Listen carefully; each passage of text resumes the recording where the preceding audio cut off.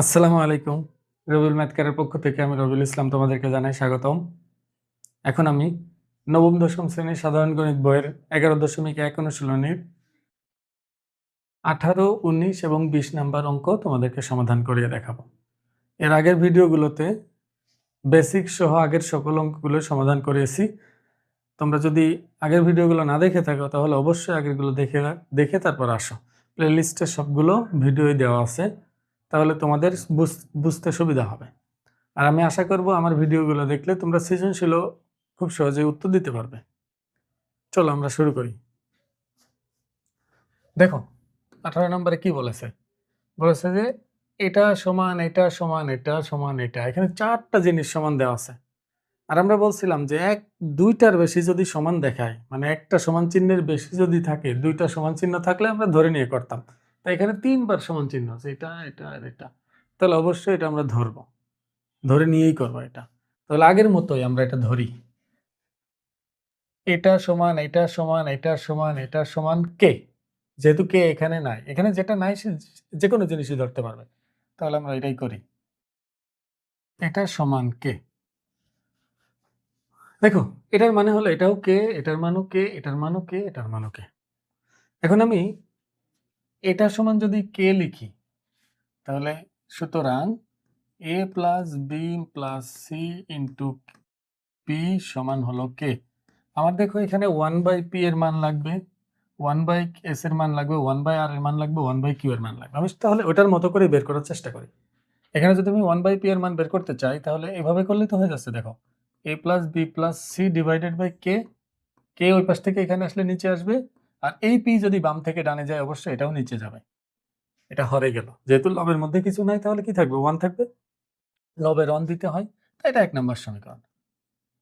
তাহলে আবার একইভাবে দেখো, একইভাবে এবার আমি একবারে লিখব, এটা সমান যদি কে লিখি, মানে এটা সমান যদি কে লিখি তাহলে 1/q সমান আসবে হলো তখন b plus C minus A divided by K সমান হলো 1/q।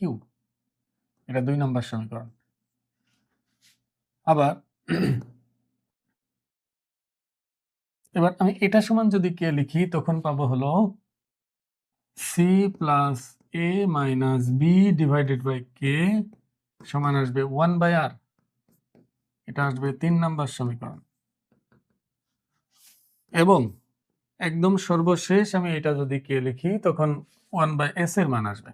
তাহলে a plus B minus C divided by K সমান আসবে 1/s। এটা দেব তখন 4 নম্বর সমীকরণ। এবার দেখো এগুলোর মান বের করলাম, ঠিক আছে। এখন বাম পাশে আছে 1/q, 1/r আর 1/s। তা আমি 1/q, 1/r এবং 1/s যোগ করব, যোগ করে এটা 1/p এর সমান দেখে দিলেই হবে। 1/p এর মান অলরেডি বের হয়ে আছে এখানে।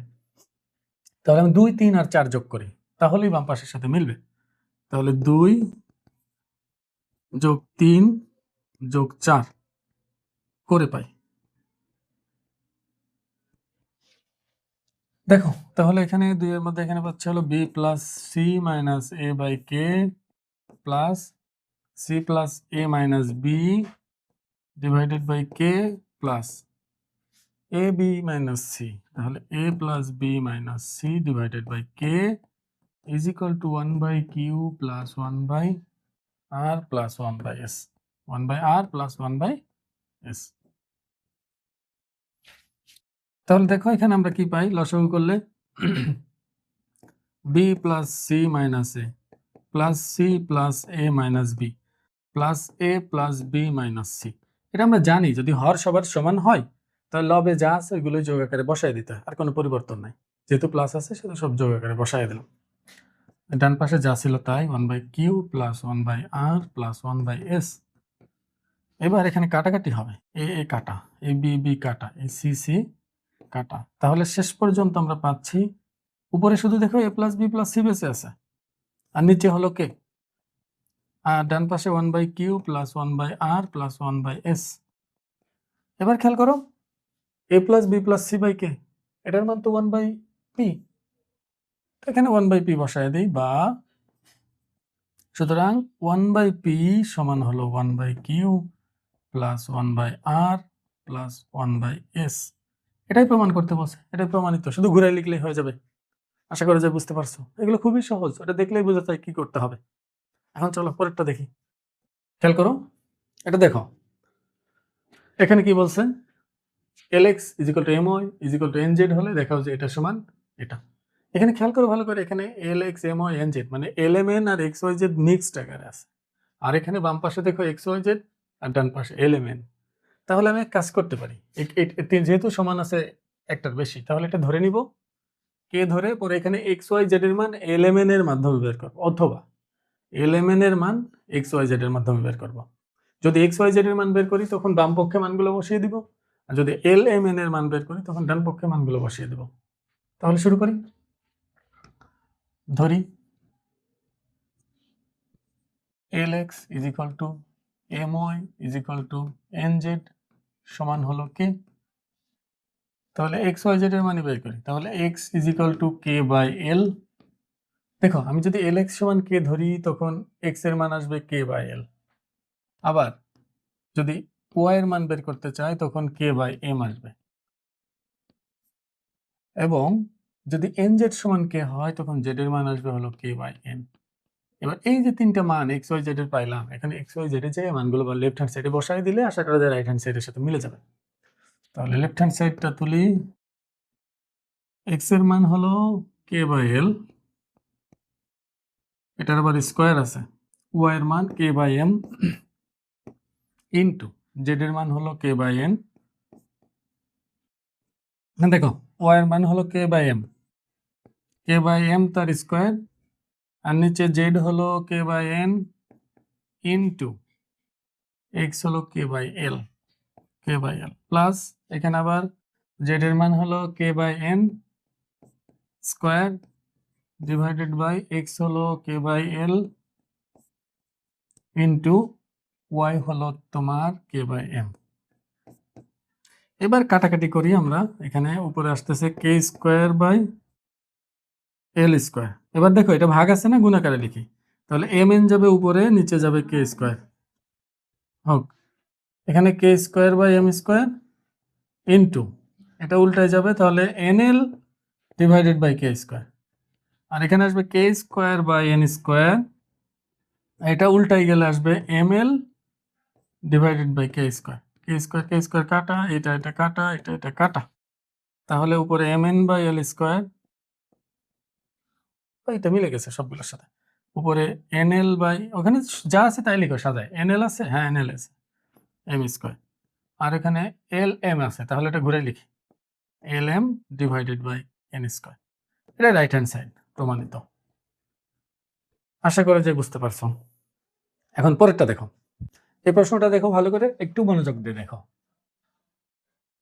এটা সমান এটা দেওয়া, আবার এটা সমান এটা দেওয়া, মানে দুইটা জিনিস দেওয়া আছে এখানে, আর আমাকে দেখাতে বলছে এটা সমান এটা।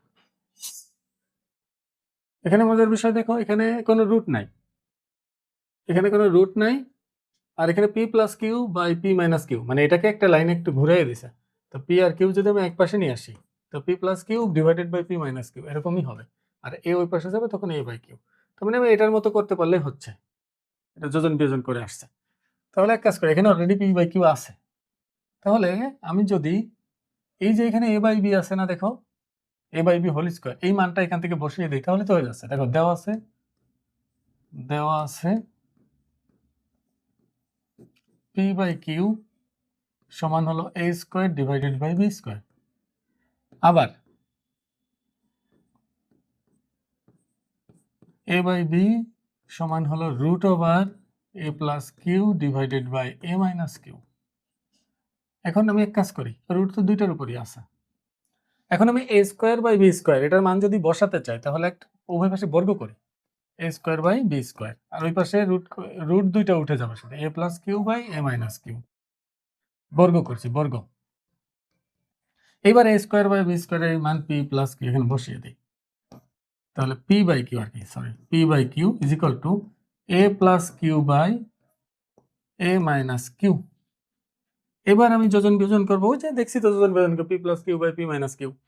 আর এটা দেখো a-q/a, এটা ভুল লিখছি, a+q/a-q, তার মানে ওখানে আসবে হলো a/q, বুঝে যাচ্ছে, এটা লব এটা হর, তাহলে লব যোগ হর ডিভাইডেড বাই লব বিয়োগ হর, আর ডান পাশে লব যোগ হর ডিভাইডেড বাই লব বিয়োগ হর, বিয়োগ হর মানে পরিবর্তন হবে, মাইনাসে প্লাস কিউ। তাহলে আমরা পাচ্ছি হলো p plus q divided by p minus q is equal to, এখানে কাটে, এখানে ভুল লিখছি আমি, এটা মাইনাস হবে, এটা মাইনাস হবে, এখানে মাইনাস ছিল, তাহলে কিউ কিউ কেটে যাবে, এটা কেটে যাবে, তাহলে 2a বাই 2q, পরবর্তীতে 2ও কাটা যাবে। এবার খেয়াল করো, আমি ওটার মতো করে সাজায় যদি লিখি, সাজায় লিখলে পাচ্ছি হলো পি প্লাস কিউ, এটাকে এ পাশে আনলাম, আর পি মাইনাস কিউকে ও পাশে নিয়ে গেলাম, নিচে যাচ্ছে কিউ। এটাই প্রমাণ করতে বলছে, দেখো প্রমাণ হয়ে গেছে। তাহলে এই দুটো মিলাই একটু চিন্তা ভাবনা করলে কিন্তু বোঝা যাচ্ছে যে কিভাবে করা যাবে এটা। আশা করা যায় বুঝতে পারছো। ভিডিওটি যদি তোমাদের উপকারে আসে তাহলে অবশ্যই বন্ধুদের সাথে শেয়ার করবে। আজকের ভিডিওর মাধ্যমে 11.1 আপাতত শেষ করতেছি, পরবর্তীতে সৃজনশীল বা এমসিকিউ সমাধান করাবো। এর পরবর্তীতে ইনশাআল্লাহ পরের কোনো একটা চ্যাপ্টার তোমাদের দেখাবো। আসসালামু আলাইকুম।